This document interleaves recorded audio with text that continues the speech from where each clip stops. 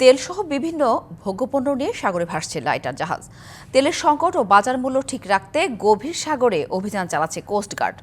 এ বিষয়ে বিস্তারিত জানাতে সেখানে আছেন সহকর্মী মাসুদুল হক। কথা বলবো তার সাথে। মাসুদুল, সাগরে রাত থেকে চলা অভিযানে কোনো কি অনিয়ম পেয়েছে কিনা কোস্টগার্ড, আর অনিয়মকারীদের বিরুদ্ধে বা কি ধরনের ব্যবস্থা নিচ্ছে, আরও কোনো তথ্য আছে কিনা সব মিলে জানাবেন। এই মুহূর্তে রয়েছে আমি গভীর সাগরে রয়েছে এই মুহূর্তে, এবং এইখানে আপনারা জানেন এই মুহূর্তে কিন্তু অনেক লাইটারের জাহাজ এই মুহূর্তে এখানে ভাসছে।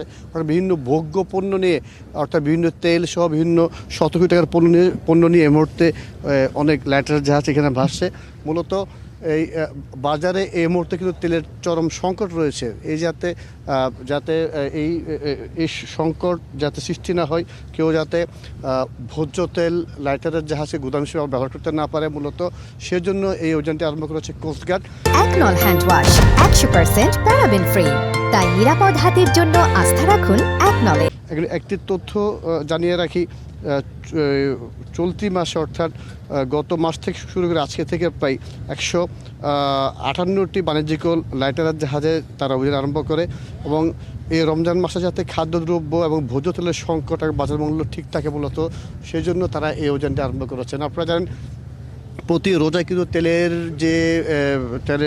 যে আপনার চাহিদা থাকে প্রায় 4 লাখ টনের মতো তেলের চাহিদা থাকে, কিন্তু আমরা দেখেছি রোজার আগে থেকে তেলের অনেক সংকট সৃষ্টি হয়েছে, এবং এই বাজারে কিছু ভোজ্য তেল নেই। একটি অভিযোগ রয়েছে যারা আমদানিকারক, তারা তেলের যে সয়াবিন তেলের যে উপকরণ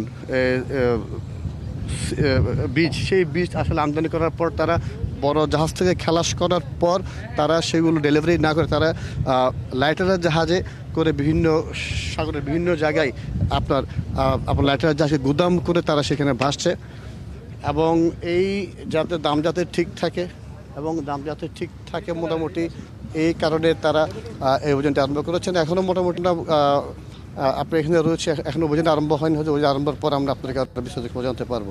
এই ছিল আমাদের কাছে চট্টগ্রাম থেকে খবর। নিশ্চয়ই মাসুদুল, আবারও যুক্ত হবো নিশ্চয়ই আপনার সঙ্গে। ধন্যবাদ।